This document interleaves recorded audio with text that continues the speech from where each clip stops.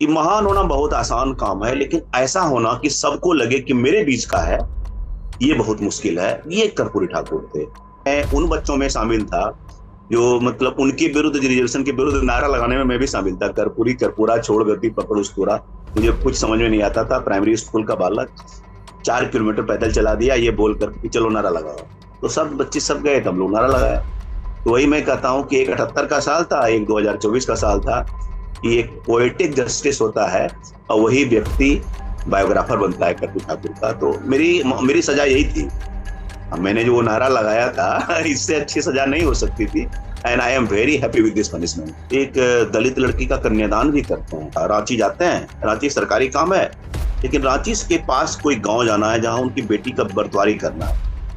वहां एक private vehicle लेके जाते हैं, आराम से वो सरकारी व्हीकल से जा सकते थे। अनंत तिवारी ने कैसे उन्होंने 2 बार मुख्यमंत्री नहीं बनने दिया। उनके पत्र से लाजवाब उनको कर देते हैं।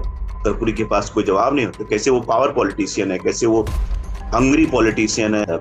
जब वो जयप्रकाश नारायण की सभा होती है गांधी मैदान में 1977 में, शायद जनवरी था, तो जयप्रकाश नारायण तुरंत घोषणा करते हैं अचानक, इस सभा में कर्पूरी ठाकुर भी उपस्थित हैं।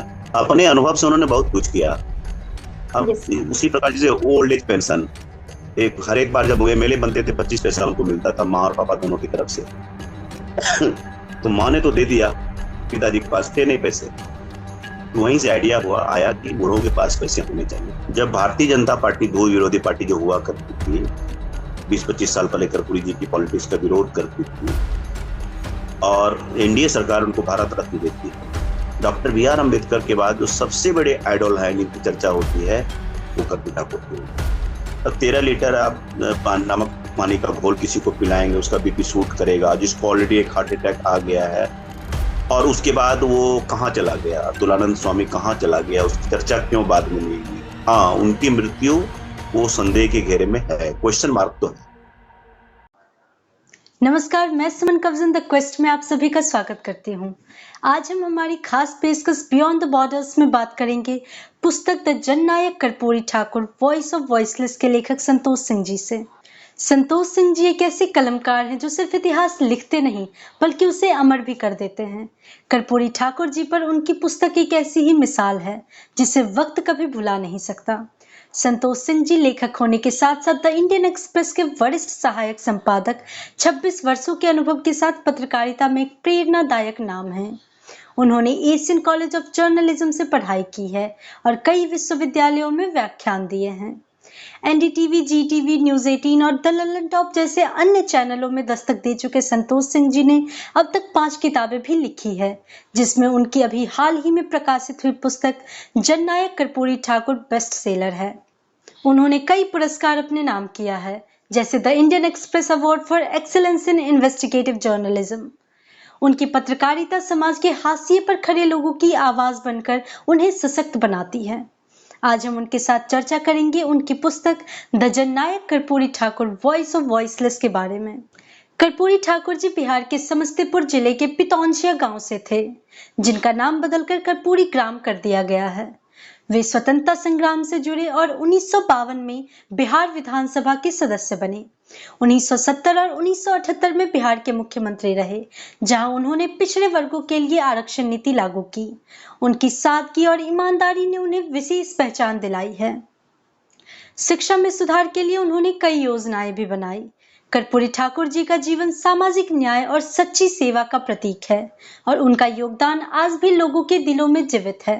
कर्पूरी ठाकुर जी को जनवरी 2024 में भारत रत्न से सम्मानित किया गया है।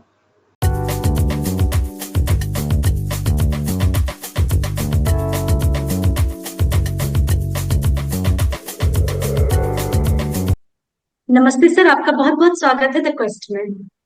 सर, हम सब भली भांति जानते हैं कर्पूरी ठाकुर जी के बारे में, लेकिन मैं खुद लेखक से जानना चाहूंगी कि आपके दृष्टिकोण से कर्पूरी ठाकुर जी कौन थे?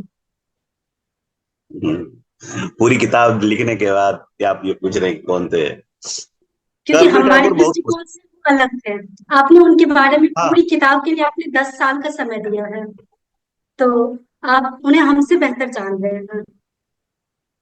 ऑफ कोर्स बेहतर जान रहे हैं, ऑथर जानेगा ही बेहतर। देखिए कर्पूरी ठाकुर, अब जो उनको नहीं जानते थे उनके लिए बिहार के 2 बार के टाइम, शॉर्ट शॉर्ट टर्म के 2 बार के चीफ मिनिस्टर रहे। एक बार दिसंबर 70 से लेकर के जून 71 तक, फिर उसके बाद तकरीबन 2 साल 77 में बनते हैं तो 2 साल रहते हैं, और 10 महीने के लिए करीब 67 में डिप्टी चीफ मिनिस्टर बनते हैं। इतना ही एडमिनिस्ट्रेटिव इनका टेन्योर रहा। लेकिन जब उनके समग्र रूप से उनके व्यक्तित्व को आप अगर स्टडी करते हैं तो बहुत सारे लेयर्स आपको मिलेंगे। क्योंकि अब देखिए 1924 में जिस व्यक्ति का जन्म हुआ है तो उस टाइम में देखिए फ्रीडम स्ट्रगल चल रहा था। उनके जन्म के कुछ दिनों के बाद सोशलिस्ट मूवमेंट स्टार्ट हो जाता है, फिर सदानंद सरस्वती का किसान मूवमेंट स्टार्ट हो जाता है। तो बहुत सारा, मतलब मैंने चैप्टर में नाम दिया है कि क्रांति पुत्र, मतलब ही चाइल्ड ऑफ मेनी रिवॉल्यूशन, विविध क्रांति का प्रतीक बालक, हिंदी में अगर उसको बोले तो ये होगा। इसकी हिंदी रूपांतर भी किताब की आ रही है तो उसमें मैंने उसी हिसाब से मैंने ट्रांसलेशन आपको बताया। तो एक तो हो गया कि freedom, as a freedom fighter, as a socialist leader, as a मतलब एक किसान नेता के रूप में, और उसके बाद एक जन नेता के रूप में 67 के पहले, मतलब वो पार्लियामेंट असेंबली में उनकी क्या भूमिका थी जब सरकार में नहीं थे तो भी उनका इंटरवेंशन कितना इम्पोर्टेंट था। उनके स्पीचेस कितने इम्पोर्टेंट होते थे जन सरोकार से रिलेटेड, पब्लिक पॉलिसी से रिलेटेड, या फिर मतलब कोई भी किसी संदर्भ में। अब जैसे कि अब 64 में नेहरू जी की मृत्यु के बाद अगर बोलते हैं तो उनको बोलते हैं, पहली बार किसी ने ये टर्म इस्तेमाल किया कि Nehru was the Renaissance man of India, मतलब पुनर्जागरण पुरुष इस देश के थे, और गांधी के बाद सबसे इंपॉर्टेंट पर्सनालिटी, एक अपोजिशन कैंप का नेता, एक उनके बारे में बोल रहा है। तो ये उनके विविध रंग हैं। उसके बाद 67 के बाद देखेंगे तब आपको एज एन एडमिनिस्ट्रेटर के रूप में दिखते हैं कि वो एक आदमी जो कि बरसों से चली आ रही वो एक अंग्रेजी का जो डोमिनेंस है वो कैसे खत्म करता है, कहता है बहुत लोग क्लास 10 पास नहीं कर पाते थे बोर्ड, तो अंग्रेजी कैसे हटाते हैं, 6.5 एकड़ गैर सिंचित भूमि पर लगान कैसे माफ करते हैं, छोटे छोटे डिसीजन लेते हैं, जैसे क्लास 7 तक फी वेव करते हैं सारे बच्चों के, लड़के लड़कियों सबके लिए। बाद में जो कि सेकंड टर्म में आते हैं तो पूरा वो ये कर देते हैं, पूरा क्लास 10 के लिए करते हैं। और उसी चीज को देखिए नीतीश कुमार ने वो एक्सपेंड कर मेट्रिक एकदम मास्टर्स डिग्री तक उसको एक्सपेंड किया है, उन्हीं के नर्सरी से ड्रॉप किया हुआ है। फिर ऑफ कोर्स ये एक खंड में हम जानते हैं कि equity within equity, quota within quota जिसको हम बात करते हैं, रिजर्वेशन लाते हैं, उसके कैसे ऊपर नेता बनते हैं। 12+8% आता है, और 3% ये क्या कहते हैं ईडब्ल्यू जिसको हम बोलते हैं, और 3% महिलाओं के लिए। तो एक तरह से वर्टिकल एंड हॉरिजॉन्टल दोनों प्रकार के रिजर्वेशन देते हैं। और फिर 80 के बाद कैसे वो जो आदमी जननायक होता है, पीपुल्स लीडर होता है, कैसे उनकी अपनी आइडेंटिटी के लिए उनको फाइट करना पड़ता है, क्योंकि तब तक ओबीसी पॉलिटिक्स का डोमिनेंस हो जाता है, खास करके यादव पॉलिटिक्स का बिहार की पॉलिटिक्स में डोमिनेंस होता है, और उनको अपना स्पेस तलाशने में काफी दिक्कत होती है, और उनको जलालत भी झेलनी पड़ती है। और खास करके जब 87 में हटाए जाते हैं वो लीडर ऑपोजिशन के पद पर से, तो काफी तकलीफ हो जाती है। तो उस चीज का दंश ज्यादा दिन नहीं झेल पाते हैं, 6 महीने के बाद भी उनकी मृत्यु हो जाती है। तो जैसे हम डिस्कस करेंगे कर्पूरी ठाकुर को तो इतने लेयर्स आएंगे उस व्यक्ति को। मेरे लिए क्या था ना कि हम लोग बच्चों ने एक खेल खेलते थे ना, एक लकड़ी का देखते थे, सब कुछ मिलाते थे तो एक व्यक्ति बन जाता था। आप भी खेली होंगे, तो वो एक खेल था। तो मेरे लिए था कि ठीक है, मैं जब कर्पूरी ठाकुर थे मेरा उस कालखंड में जन्म हो चुका था, लेकिन मैं दुर्भाग्य से मुलाकात कभी नहीं हुई। बल्कि मेरी कहानी ये है कि मैं उन बच्चों में शामिल था जो मतलब उनके विरुद्ध, रिजर्वेशन के विरुद्ध नारा लगाने में मैं भी शामिल था, कर्पूरी कर्पूरा छोड़ गति पकड़ उस्तूरा। मुझे कुछ समझ में नहीं आता था, प्राइमरी स्कूल का बालक, 4 किलोमीटर पैदल चला दिया ये बोल करके चलो नारा लगाओ, तो सब बच्चे सब गए, तब लोग नारा लगाया। तो वही मैं कहता हूँ कि एक 78 का साल था, एक 2024 का साल था, कि एक पोएटिक जस्टिस होता है और वही व्यक्ति बायोग्राफर बनता है कर्पूरी ठाकुर का। तो मेरी मेरी सजा यही थी। अब मैंने जो वो नारा लगाया था इससे अच्छी सजा नहीं हो सकती थी, and I am very happy with this punishment. Yes sir. जिसको सर मैं आपसे सर मैं आपसे यह भी जानना चाहूंगी कि कर्पूरी ठाकुर से जननायक कर्पूरी ठाकुर कैसे बने, इसका क्या सफर रहा? हाँ, इसका कारण ये है कि देखिए, जब कर्पूरी ठाकुर, मुझे लगता है कि जननायक का एलिमेंट उनमें शुरू से था। जिनका गांव था, गांव में एकमात्र ईबीसी नाई जाति से थे, एक ही घर था। शेष जो माने mostly dominant Rajput, upper caste Rajput का गांव था। परिवार परिवार थे, और अगल बगल में भी राजपूतों का डोमिनेंस था। तो उनका लालन पालन जो हुआ ना, तो वो उसी परिवेश में हुआ जहां उन्होंने चुनौती देना नहीं सीखा, उन्होंने साथ रहना सीखा। मैं हमेशा बोलता हूँ कि एसिमेट्रिक पॉलिटिक्स उनके मेक में था, उनके डीएनए में था। और ये ऐसा नहीं कि डर के, स्वभाव से। तो वहीं से आप बताइए, जिस ताजपुर से वो जीत कर आते थे, उनकी जाति का प्रतिशत क्या? अभी के जो रिसेंट कास्ट सर्वे आए हैं, 1.5% इन बिहार। तो वो जहां से बिल्कुल। जीत करके आए, कितना कम, मिनिस्क्यूल परसेंटेज होगा। तो वो जीत के आते थे तो इसलिए थे कि वो जननायक थे। उनका एक्सेप्टेंस बहुत था। एज ए टर्म जो है जननायक की उपाधि, 78 में चंद्रशेखर जी, उसमें जो बाद में प्रधानमंत्री बनते हैं, वो उसमें जनता पार्टी के प्रेसिडेंट थे। उन्होंने 78 में पार्टी की मीटिंग बुला करके जननायक की उपाधि एक उनको औपचारिक रूप से दी थी। लेकिन मेरे हिसाब से तो वो तो जननायक थे ही। बल्कि उस कालखंड में जितने नेता हुए, जो आंदोलन से जो नेता उभरे, वो सारे जननायक थे, क्योंकि उनकी कोई जाति तो होती नहीं थी। सभी के यहाँ जाते थे। किसान की समस्या है, जिसे सोशलिस्ट मूवमेंट वाले सबके यहाँ जा रहे हैं, किसान मूवमेंट वाले सबके यहाँ जा रहे हैं। और फ्रीडम मूवमेंट तो खैर अलग बात है, वो तो एक ऑल इनका इनकम्पासिंग इम्पैक्ट होता है। वो एक बड़ा सा एक फ्लग था फ्रीडम मूवमेंट, उसके अंदर में तो जननायक का एलिमेंट उनके अंदर में बहुत शुरू से था। और जो उन्होंने कोई पॉलिसी जो बनाई, कोई कास्ट सेंट्रिक पॉलिसी नहीं बनाई कि भाई इसका, आजकल के लोग जिस तरह से पॉलिटिशियन सोचते हैं ना कि फेलो कास्ट के लिए क्या कर रहे हैं। No, he policy was pro people policy, कि लोगों से रिलेटेड किया। जैसे छोटा सा एग्जांपल, जैसे कि नई दुल्हन बैलगाड़ी से पार करती थी, घाट से जाती थी। हाँ, जब पुल वुल नहीं बने हुए थे तो, या फिर पुल, छोटे छोटे पुल बने हुए थे तो लोग घाट का टैक्स लेते थे, घाट ही बोलते थे उसको। घाट पे जो टैक्स लिया जाए उसको घाट ही बोलते थे। ये सारी चीजें उन्होंने बंद किया। और अनेक वाक्य, एक बार ठकरिया डोम नाम का एक व्यक्ति, जो कि पुलिस की ब्रुटलिटी से में मारा जाता है। ये उनको लगता है, जिसमें चीफ मिनिस्टर थे उसके बाद की बात है, सेकंड बार जो बनते हैं, उनको मुखाग्नि देते हैं ये जाकर के। बहुत इंस्टांसेस, और एक इंस्टांसेस में एक लड़की का, एक दलित लड़की का कन्यादान भी करते हैं। तो ये ऐसा नहीं था कि it was just a part of theatrics. ये उनके मेक में बड़ा स्पॉन्टेनियसली आया था। उसमें ऑफकोर्स थोड़ा बहुत थिएट्रिक ऐड हुआ होगा, लेकिन ऑल सेड एंड डन तो बहुत। रॉबिन साहब पुष्प जो बहुत बड़े पोएट हुए, उनके मरने के बाद बहुत मार्केबल लाइन लिखा था उन्होंने, कि महान होना बहुत आसान काम है, लेकिन ऐसा होना कि सबको लगे कि मेरे बीच का है, ये बहुत मुश्किल है। ये कर्पूरी ठाकुर थे। ये ऐसा नहीं कि बड़ी अति रंजना में, अतिशयोक्ति में ये बात कही गई थी। ये बात उन्होंने मीन किया था। हम लोग समझते हैं कि, अब समझते हैं कि हाँ, ये वास्तव में ये बात उनके लिए सच सच थी। जी। बिल्कुल। सर मैं आपका एक इंटरव्यू देख रही थी जिसमें आपने बताया कि कर्पूरी ठाकुर जी पर बुक लिखना और उनके बारे में पूरी दुनिया को बताना आपका ड्रीम प्रोजेक्ट था।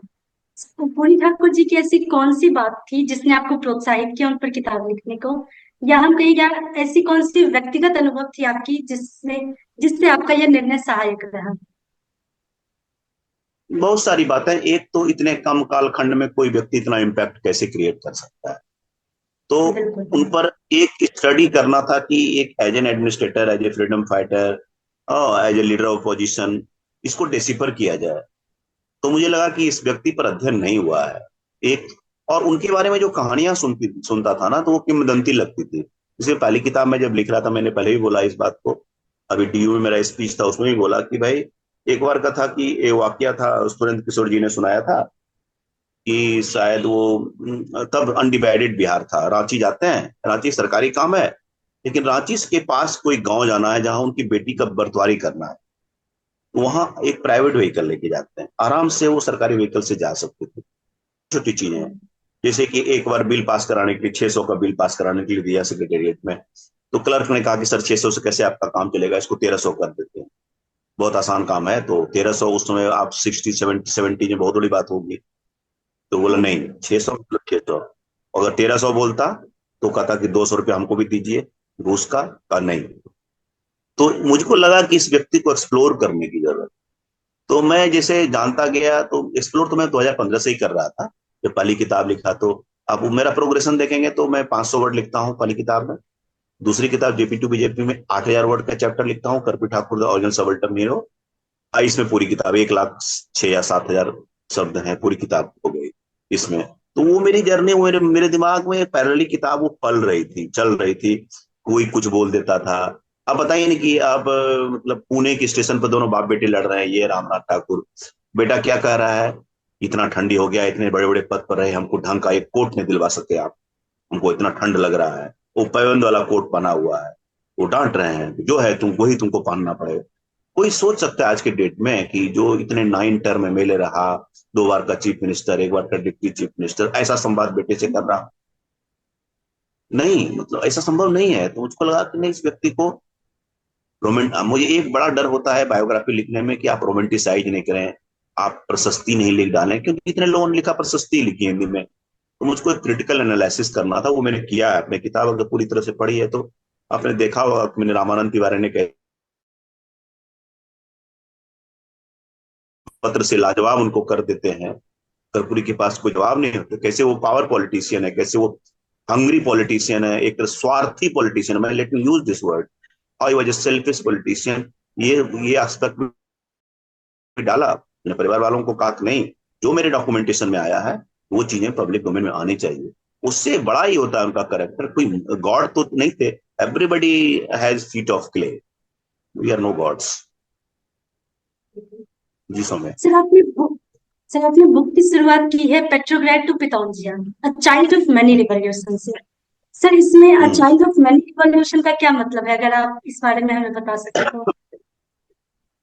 वो तो मैंने आपको प्रथम खंड में ही बता दिया कि जब उनका जन्म होता है 24 के आसपास, आप देखिए कि उनके जन्म के कुछ दिन पहले रशियन रिवॉल्यूशन होता है। वहीं से मैंने पेट्रोग्राड लिया है। आपने पढ़ा होगा कि रशियन क्रांति चल रही है, निकोलस बिल्कुल। सेकंड का कैसे, और रोमनोव एम्पायर कैसे 300 साल के बाद खत्म होता है। फिर मैं आता हूँ 1917 में गांधी जी चंपारण आते हैं। अब देखिए, मैं रशियन रिवॉल्यूशन को जोड़ रहा हूँ, फ्रीडम मूवमेंट को डाल रहा हूँ, और उसके बाद डाल रहा हूँ कि 150 किलोमीटर की दूरी पर एक गांव है पितौंजिया, जो कर्पूरी ग्राम के नाम जनाता है। तब का दरभंगा, अब का समस्तीपुर, वहां एक बालक का जन्म होता है जिसका नाम कर्पूरी ठाकुर। अब वो शुरुआत करते हैं। तो इसमें था कि विविध क्रांति का बालक, फिर देखिए सामाजिक सोशलिस्ट मूवमेंट में भाग लेते हैं, मैंने बताया किसान मूवमेंट में तो विविध क्रांति का बालक है ना, बहुत सारे, कितने रिवॉल्यूशन की स्पिरिट को एब्जॉर्व किए हुए आदमी। उसके बाद वो कैसा नेता बनेगा, आप इमेजिन कीजिए। वो जो बोलते थे वो जो, और उसके बाद वो उनका साहित्य पर गंभीर अध्ययन, क्लास 8 के उम्र में पोएट्री लिखना शुरू करते, तब के 8वां 9वां क्लास पढ़ते पढ़ते रामधारी सिंह दिनकर, शिवपूजन सहाय, जितने बड़े हिंदी पोएट्स हैं नाम उनकी भी पटना में लाइब्रेरी है। सिर्फ आप कुछ नहीं कीजिए, लाइब्रेरी या किताब का क्वालिटी देख लीजिए। विष्णु प्रभाकर का आवारा मसीहा है, कोई सोशलिज्म की किताब है, ऐसे डांगे की किताब है। उसी से पता चला होगा, जो कि बहुत कम है एकदम, जो even even not even 10% of what he has red वो है, जबकि दिस इज वैन जो कि क्लास 12 तक पढ़ा हुआ है। तो पेट्रोग्राद का इमेज मेरा यही था कि भाई कैसे हम रशियन रिवॉल्यूशन से इंपोर्ट करते हैं, हम उस चीज को लाने की कोशिश करते हैं। तो बहुत लोगों ने, मतलब एकेडमिक वर्ल्ड में इसकी, ये मेरा ओरिजिनल आइडिया है, मतलब कि से बोरो किया हुआ नहीं है। तो मुझे इस बात की बहुत खुशी है कि एकेडमिक वर्ल्ड ने मैं काफी अप्रिशिएट किया। मुझे सौभाग्य मिला अभी हाल फिलहाल में तीनों बड़े सेंट्रल यूनिवर्सिटी, जेएनयू, जामिया और डीयू में बोलने का। तो मुझे सब जगह जो एक्सेप्टेबिलिटी मिली, जो रिस्पेक्ट मिला, तो वो अद्भुत था। मतलब ये मैं 4 किताबें लिख चुका हूँ, ये मेरे साथ नहीं हुआ था, या मैंने प्रयास नहीं किया था कि मेरे साथ ऐसा हो। इस बार मैंने प्रयास भी किया कि भाई एकेडमिक वर्ल्ड में किताब जाए। जी। सर आपने ऐसा भी कहा है कि आइडियोलॉजिकल क्रेडेंशियल में कर्पूरी ठाकुर जी और लालू प्रसाद यादव जी एक समान थे, और एम्पावरमेंट में नीतीश कुमार जी और कर्पूरी ठाकुर जी एक समान थे। तो इसके पीछे का कारण क्या है, यदि आप इस बारे में हमें थोड़ा विस्तार से बता पाए तो। जैसे लालू जी, देखिए 90 से अगर उनकी पॉलिटिक्स को ट्रैक कीजिएगा तो थोड़े समय के लिए, जब पहली बार सरकार बनती है तो बीजेपी का जी। समर्थन लेते हैं, विश्वनाथ प्रताप सिंह भी लेते हैं यहाँ थोड़ी देर के लिए। दैट वाज द जी। Only time he was in collaboration with BJP. और वॉट एवर रीजन। उसके बाद उनकी पॉलिटिकल ट्रेजेक्टरी देखिए, कभी भी बीजेपी के साथ नहीं आए, तो वो एक सेकुलर पॉलिटिक्स को पकड़े रहे। लाइक वाइज कर्पूरी ठाकुर 16 पार्टियों में रहे टोटल, लेकिन सारी सोशलिस्ट पार्टी रहे। तो जो एक जो टोटल उनका जो स्पिरिट था, जो जो स्पिरिट जो जो एग्जिस्ट कहिए, आइडियोलॉजिकल जो था, जो बात वो एक समान थी, सारी सोशलिस्ट आइडियोलॉजी वाली पार्टी थी। तो इसी तरह से वो सेम ग्राउंड पर थे। लेकिन जब इम्पावरमेंट की बात आती है तो ठीक है, मैं थोड़ा सा और इसको एलाबोरेट करता हूँ। लालू प्रसाद ने स्लोगन दिया, गरीबों को आवाज दी, खाट दिया, पॉलिसी नहीं दिया। दे सकते थे, चरवाहा विद्यालय, पहलवान विद्यालय, अच्छी चीजें हो सकती थी, लेकिन उसके लिए कोई विजन नहीं, प्लान नहीं था। एक डिवोटेड फंड होता तो अच्छी प्रौढ़ शिक्षा की अच्छी स्कीम, या फिर पढ़ाने की भी अच्छी स्कीम बन सकते थे। नीतीश कुमार ने वो चीज किया। नीतीश कुमार ने 50% reservation for women in panchayat level दिया, सरकारी नौकरी में 35% रिजर्वेशन दिया। आज के डेट में डिवोटेड वुमेन बटालियन है हमारे पास, बिहार पुलिस के पास। और जेंडर बजट, हम फर्स्ट स्टेट बने जहां की किस विभाग में महिलाओं के लिए क्या क्या है। We are the first state जिसमें कि हमने जेंडर बजट को प्रेजेंट किया कि महिलाओं के लिए ये काम है। तो अभी तक मतलब खास करके अभी आप देखिए, बाइस्किल स्कीम, इवन जो जीविका जीविका का 10 लाख 11 लाख के करीब जीविका, बहुत सारे प्रोजेक्ट सब दिया जा रहा है। तो जो महिलाओं के लिए इन्होंने काम किया पॉलिसी के through, not just through slogans. Nitish Kumar से एक बार हमने पूछा था, पर ऐसे ही बराबर बोलते हैं कि क्या बिहार की एक तस्वीर बनाना चाहेंगे। उन्होंने कहा साइकिल चलाती हुई लड़की। मैं एक इमेज में अगर अपने कालखंड को अगर बताना चाहूंगा तो साइकिल चलाती हुई लड़की बताऊं, जो कि मेरी किताब के कवर का हाफ पार्ट, आधे में चोरी वो करता हुआ दिख रहा है, नीचे वाले में लड़कियां चला रही है। तो ये चीजें उन्होंने किया, लेकिन आइडियोलॉजिकली वो कम रह गया। अगर एक पार्टी को पकड़े रहते तो he could have been as good as, even better than Kapil Thakur, मैं कहता हूँ, अगर एक पार्टी को पकड़े रहते। लेकिन इतनी आइडियोलॉजिकल वेवरिंग हुई पावर के लिए, वहां उनकी डेफिसिट हो जाती है। वहां लालू जी से नीचे चले जाते हैं उस चीज में, गवर्नेंस के मॉडल में ऊपर जाते हैं, एम्पावरमेंट में अच्छे खासे ऊपर जाते हैं, लेकिन जब आइडियोलॉजी की बात आ जाती है तो वहां नहीं टिकते हैं। जी। सर, अब अगर मैं इमरजेंसी का चर्चा करूँ तो इमरजेंसी के पीरियड की बात करूँ तो उस दौरान जी ने जिस तरह से अलग अलग राज्यों में योगदान दिया है, चाहे हम बात करें बिहार की या हम अलग अलग राज्यों की बात करें, बंगाल, यूपी, महाराष्ट्र, तमिलनाडु की बात करें, और किए गए ये सारे काम ने मुझे लोगों के बीच भरोसा बनाने में मदद की। निश्चित रूप से इमरजेंसी की जब जब चर्चा होती है तो जनरली हम लोग दोनों स्टूडेंट लीडर्स से निकले उसी की बात होती है, क्योंकि बड़ा रोमांटिसाइज चीज लगता है ना, नए नए जो नीतीश, लालू, सुशील कुमार मोदी, रविशंकर प्रसाद, अश्विनी कुमार चौबे, ब्ला ब्ला ब्ला। लेकिन जिस तरह से मोबिलाइज किया सपोर्ट अक्रॉस द कंट्री, और पार होकर के नेपाल में जाकर जिस प्रकार किया इमरजेंसी में 19 महीने तक, जब वो जयप्रकाश नारायण की सभा होती है गांधी मैदान में 1977 में, शायद जनवरी था, तो जयप्रकाश नारायण तुरंत घोषणा करते हैं अचानक, इस सभा में कर्पूरी ठाकुर भी उपस्थित हैं, वेश बदल करके आए थे, तो पूरा पुलिस में हड़कंप मच गया। तो फिर जाकर के सभा होती है, उनका भाषण होता है, वो जिसकी भाषण होता है, फिर जाके पटना के अप्सरा सिनेमा के सामने में उनको पकड़ लिया जाता है। तो पुलिस को कहते हैं कि 19 महीने कहाँ थे, 19 महीने जब मैं घूम रहा था कहाँ थी आपकी पुलिस? अब आए हो पकड़ने जब मैं घोषणा कर रहा हूँ कि मैं हूँ। तो ये कर्पूरी ठाकुर थे। तो मुझे लगता है कि इमरजेंसी में उनकी भूमिका की कम चर्चा हुई है, होनी चाहिए, इसीलिए इमरजेंसी में मैंने अच्छा खासा डिवोट किया और सारे ओरिजिनल सोर्स लिए हैं। विमल प्रसाद और सुजाता प्रसाद ने जो किताब लिखी है उसके 10 खंड हैं, और मैंने वो 73-77 का स्टडी किया। और बाद में दोनों पिता पुत्री ने किताब भी लिखी है, फादर तो नहीं रहे, ये आईएएस अफसर रही हैं, वो सुजाता प्रसाद हो। आइडिया ऑफ रिवॉल्यूशन किताब है उनकी, आई है जेपी पर, बड़ी पोएटिकली लिखी गई है किताब, बहुत अच्छी किताब है, वो भी मैंने पढ़ी। इस किताब का भी दृष्टांत है मेरी किताब में। लेकिन उनका जो 10 वॉल्यूम है, कोई अगर जेपी पर रिसर्च करे, मुझे भी मन हुआ जेपी पे लिखा जाए, लेकिन जब 10 वॉल्यूम मैंने पढ़ा ना, मुझे लगा नहीं नहीं अब इसमें लिखने लायक कुछ नहीं है।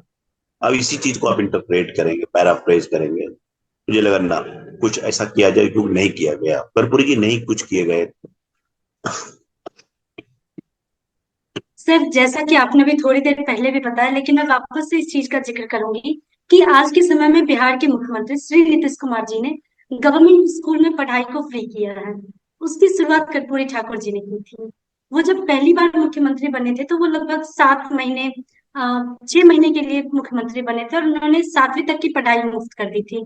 फिर जब वो दूसरी बार कुर्सी पर लौटे तो उन्होंने 10वीं तक की पढ़ाई को निःशुल्क कर दिया था। इसके पीछे उनकी क्या मंशा रही होगी? खुद ही फी पे नहीं कर पा रहे थे वो, अपना अनुभव था। अपने अनुभव से उन्होंने बहुत कुछ किया। अब यस। उसी प्रकार जैसे ओल्ड एज पेंशन, एक हर एक बार जब वो एमएलए बनते थे 25 पैसा उनको मिलता था, माँ और पापा दोनों की तरफ से। तो माँ ने तो दे दिया, पिताजी के पास थे नहीं पैसे। तो वहीं से आइडिया हुआ आया कि बूढ़ों के पास पैसे होने चाहिए। आज के डेट में देखिए, प्रशांत किशोर जब बिहार की विजन की बात करते हैं, नई पार्टी की लॉन्च की, जन स्वराज पार्टी, तो उन्होंने एक 5 पॉइंट में एक पॉइंट ये था, हम 60+ लोगों को 2,000 का हम पेंशन देंगे कि बूढ़ों को भी सम्मान से मिलते। लेकिन ये आइडिया उनको अपने से आया था। फी वेवर का फी, खुद फी नहीं पे कर पाते थे, तो वहीं से आया। और अब क्या है ना कि जो कि प्रो पीपुल पॉलिसी थी ना, अब लोगों ने पॉपुलराइज कर दिया और धीरे धीरे पॉपुलिज्म की तरफ कन्वर्ट, ये एकदम चला गया, ज्यादा ब्लैटेंट पॉपुलिज्म की तरफ अब जा रहा है चीजें। कल कर्पूरी जी ने वो कहते हैं कि he was founding father of assertive action in governance, इस तरह की राजकमल झा ने लिखा है किताब की इंडोर्समेंट करते हुए। जी। सर, कर्पूरी ठाकुर जी द्वारा पिछले वर्गों के लिए आरक्षण लागू करने का फैसला को आप किस प्रकार से उस समय के समाज में क्रांतिकारी रूप से मानते हैं, और यह निर्णय समाज में असमानताओं को चुनौती देने में या उसके संदर्भ में कितना महत्वपूर्ण रहा? देखिए, वो टाइम ऐसा था ना कि कांग्रेस को लगता था कि थोड़ा सा अगड़ी जातियों में से कुछ लोगों का वोट मिल जाएगा, सर्ट सेगमेंट मुस्लिम का मिल जाएगा और दलित का मिल जाएगा, ये सरकार बनाने के लिए पर्याप्त होगी, ये सोच थी। भारतीय जनसंघ था तो वो भी अपर कास्ट की पॉलिटिक्स ड्रिवन कर रही थी। आप 77 में आप इमेजिन कीजिए कि वो क्या सोच रही होगी। आज तो हम बात करते हैं तो एक अलग बात है।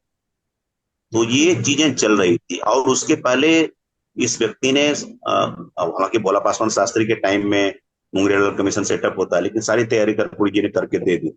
उनकी सरकार चली जाती है, 4 दिन के बाद भोला पासवान शास्त्री आते हैं और वो तुरंत लागू करते हैं, क्योंकि ड्राफ्ट वॉज रेडी, श्रेय जाता है उनको। और 76 में प्रेजेंट करते हैं तो तब किसकी सरकार है? जगन्नाथ मिश्रा की सरकार है। तब कांग्रेस ने क्यों नहीं किया? नहीं किया क्योंकि उनको लगता था कि जरूरत नहीं है हमको, एक जो वोट परसेंटेज है, उनको लगता था कि अपर कास्ट डोमिनेटेड पॉलिटिक्स है, 35-40%, 38-40% आ रहा है इस सेगमेंट से, तो हमको नहीं चाहिए इनके वोट। वो बहुत बड़ा कदम था। आप देखिए उसके कारण से कितनी लंबी चर्चा हो रही है। एक कंसेप्ट ये था ना कि भाई आप ओबीसी को दे रहे हैं, ऊपर तक ही जम जाता है, सिलेक्टेड 10 कास्ट में रह जाता है, फिल्टर नहीं कर रहा था। उनको लगा कि बहुत बड़ा वर्ग है, 130 के करीब जातियां हैं, तो उन्होंने कहा कि अब डिवीजन किया जाए। तो ये एक बहुत बड़ा कंसेप्ट था उस समय। ये भी सोचना कि 3% महिलाओं को ले दिया जाए, 3% ईडब्ल्यू जिसको मोदी जी ने 10% दिया है, वो उसमें बहुत ही, he was the champion, he was the pioneer. वहीं से सारी बातें स्टार्ट हुई, डिफरेंट डिफरेंट स्टेट्स में जो दिया गया। चलो देखिए, अब जी रोहनी, अब क्या क्या चर्चा हो रही है, प्रोपोर्शनल रिप्रेजेंटेशन, कास्ट सेंसस, हंसी है पॉलिटिक्स इसमें निकल ही नहीं सकती है। इसके पायनियर वही थे, आप जिस तरह से लोग उनको बोले, लेकिन I think he was the champion. Yes sir, he is. Sir, अब हम बात करेंगे जिस तरह से उन्होंने हिंदी भाषा पर जोर दिया। तो कर्पूरी जी हिंदी भाषा की उन्नति की तरफ ध्यान दिए। उन्होंने अंग्रेजी को थोड़ा कम इस्तेमाल करने के लिए और हिंदी को ज्यादा इस्तेमाल करने पर जोर दिया। इसके पीछे क्या वजह रही? आप इसके बारे में यदि कुछ किस्सा शेयर कर पाए तो। एक्सेप्टेबिलिटी, अपनी भाषा की एक्सेप्टेबिलिटी जो है ना, बहुत बिल्कुल। इंपॉर्टेंट पार्ट होता है। कि आप, जैसे कि मैं अंग्रेजी में लिखता हूँ, ठीक है, लेकिन मैं अंग्रेजी में सोच नहीं सकता हूँ। कितने की अच्छी अंग्रेजी लिख लूँ मैं ड्रीम नहीं कर सकता हूँ। जिस भाषा में आप ड्रीम करते हैं वही आपकी भाषा है। तो उनको लगा कि जब हिंदी भाषा में अगर हम इंग्लिश में पास नहीं होते हैं तो हिंदी वालों को तुम फेल कर देते हो, तो बहुत बड़ा वर्ग क्लास 10 पास नहीं कर रहा था। एक बैरियर था, रुक गया था, शिक्षा कहीं ना कहीं रुक गई थी। वो बैरियर उनको खत्म करना था। उसका एक क्रिटिक ये आता है कि साथ साथ में अंग्रेजी के प्रमोशन के लिए, संवर्धन के लिए वो साथ में प्रयास करते। ये एक अच्छा क्रिटिसिज्म है, ये मैंने, ये हो सकता था, लेकिन वो अंग्रेजी के विरोधी नहीं थे, उन्होंने कभी किसी को नहीं कहा। मेरा इसमें डायलॉग ये होता है कि जब 90s में जब लिबरलाइज हो जाता है हमारी शिक्षा, तब की स्टडी दिखा दीजिए कि लोगों ने कितनी अंग्रेजी पढ़ ली और अंग्रेजी पढ़ के क्या क्या किया। अब देखिए, अब वो चीज खत्म हो गया।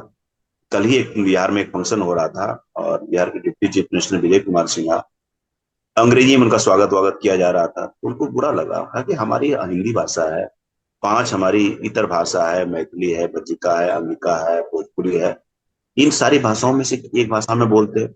आप कला संस्कृति मंत्रालय की तरफ प्रोग्राम कर रहे हैं और अपनी भाषा में बात ही नहीं कर रहे हैं। तो वो एक 60, 70, 80, 90, 2000 तक मानिए इंग्लिश का डोमिनेंस था, अंग्रेजी बोल करके आप रुतबा झाड़ सकते थे। अब वो चीज डायल्यूट मुझे लगता है कमोवेश हो गया है। मैं भी किसी कोई मंच मिलता है जब मुझे विवश किया जाता है तभी मैं अंग्रेजी बोलता हूँ। अब चूंकि शुरू के वक्ता बोल देते हैं अंग्रेजी तो मैं विवश हो जाता हूँ, लेकिन मैं बीच में जेएनयू तक आते आते मैंने मनिंद्र ठाकुर सर थे तो मैंने बोला कि सर आज मैं हिंदी बोलूंगा। बड़ा कर्पूरी जी के प्रति डिसरेस्पेक्ट होगा अगर अंग्रेजी, इसी चीज के अगेंस्ट पूरी फाइट थी इनकी। इसलिए नासिस को मैंने कहा कि किस भाषा में हम लोगों का संवाद होगा। मुझे बहुत अच्छा लगा जो है, उन्होंने कहा कि हिंदी में होना चाहिए। एक तो बहुत दूर तक की भाषा पहुंचती है और अंग्रेजी बोल के कुछ ज्यादा हम प्रूव नहीं कर पाते हैं। अब मैं ऐसे भी एक जोक के तौर पर बोलते हैं कि what ever little English I knew I wrote in the book. तो सर, कर्पूरी ठाकुर जी के विचार और संघर्ष आज के दौर में भी प्रासंगिक है, विशेषकर जब हम आज भी सामाजिक सामान्यताओं, आर्थिक विषमताओं से जूझ रहे हैं। उनके द्वारा किए गए सामाजिक न्याय और समानता के प्रयासों को आप किस प्रकार से आज के समय की सबसे बड़ी जरूरत मानते हैं, और आज के राजनीतिक परिदृश्य में नेता किस तरह से उनकी सादगी और ईमानदारी से प्रेरणा लेकर खुद को बेहतर बना सकते हैं और देश और जनता के उत्थान के लिए काम कर सकते हैं? अब देखिए, एक ही प्रश्न, एक ही चीज में इसका जवाब मिल जाएगा। जब भारतीय जनता पार्टी धूल विरोधी पार्टी जो हुआ करती थी, 20-25 साल पहले कर्पूरी जी की पॉलिटिक्स का विरोध करती थी और एनडीए सरकार उनको भारत रत्न देती, उनकी पॉलिटिक्स को जब बीजेपी को ऑप्ट कर रही है, कांग्रेस भी उनके विरुद्ध में कुछ नहीं बोल रही है, सारी पार्टियां उनकी, लगभग तकरीबन सारी पार्टियां उनकी जयंती मनाती है। इससे पता चलता है कि जो उनकी आइडियोलॉजी थी, जो इक्वलिटी का, जो समाज का कंसेप्ट था, जो गवर्नेंस का कंसेप्ट था, जैसे प्रो पीपुल जो पॉलिसी का कंसेप्ट था, लोगों को रीच आउट करने का कंसेप्ट था, कैसे क्राउड के बीच में जाएं, लोगों के बीच में जाके सॉल्यूशन निकालें, ये सारी चीजें अभी के, देखिए मैं बार बोलता हूँ, डॉक्टर बी आर अम्बेडकर के बाद जो सबसे बड़े आइडल है जिनकी चर्चा होती है वो कर्पूरी ठाकुर की, एक ईबीसी फेस के रूप में। तो उस हिसाब से इसीलिए सारी पॉलिटिकल पार्टी आज कहीं न कहीं कर्पूरी ठाकुर की लिगेसी को ऑन अप करने की कोशिश कर रही है, चाहे वो इक्वलिटी के हिसाब से हो, या गवर्नेंस मॉडल के हिसाब से हो, या प्रोविटी इन पॉलिटिक्स के हिसाब से, जिस लहजे से देखें 3-4 खंड में कि कैसे कैसे कैसा पॉलिटिशियन होना चाहिए। एक व्यक्ति की धोती पर दिल्ली से बंगलोर यात्रा में कॉफी गिर जाता है, वो जाकर के होटल में बदलता नहीं है, बोला कि मैं त्यागी जी, केसी त्यागी को बोल रहे हैं, मैं जो बोलूंगा वो सुनेगा, मेरी धोती में क्या कॉफी गिरा है, क्या गिरा है, किसको नजर जाने वाली है, छोड़िए सब बात को। तो इस तरह की पॉलिटिक्स करने वाले प्रोबेबिलिटी, इतनी इतनी सिंप्लिसिटी को, और लोगों को ये भी नहीं लगे कि थिएट्रिक्स है, it was not part of theatrics, that was the way he was. जी। सर, मैं इस इंटरव्यू के समापन एक आखिरी सवाल से करना चाहूंगी, क्योंकि इसका जवाब मुझे बुक में भी नहीं मिला। क्या कर्पूरी ठाकुर जी की हत्या की गई थी? मैं भी खोज रहा हूँ इसका जवाब, क्योंकि परसू नहीं किया किसी ने, परिवार वालों ने परसू नहीं किया, कोई जांच नहीं हुई, जो जो चीज डॉक्यूमेंटेड है हुआ। अब 13 लीटर आप नमक पानी का घोल किसी को पिलाएंगे, उसका बीपी शूट करेगा, जिसको ऑलरेडी एक हार्ट अटैक आ गया है, और उसके बाद वो कहाँ चला गया, अब्दुलानंद स्वामी कहाँ चला गया, उसकी चर्चा क्यों बाद में नहीं हुई, ये सारे प्रश्न अनुत्तरित रह गए।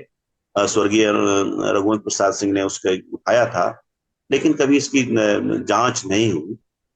जांच नहीं हुई तो हम स्पेकुलेट नहीं कर सकते। हम जिस पेडेस्टल पर बैठे हुए हैं, ऑथर हैं, बायोग्राफर हैं, हम कोई इरिस्पॉन्सिबल स्टेटमेंट दे सकते हैं लेकिन हाँ, उनकी मृत्यु वो संदेह के घेरे में है, क्वेश्चन मार्क तो है। बिल्कुल। सर, हमारे साथ जुड़ने के लिए आपका बहुत बहुत धन्यवाद। आपने हमें इतने अच्छे किताब के बारे में बताया, इतने अच्छे प्रशस्ति के बारे में बताया। बहुत बहुत धन्यवाद। Thank you.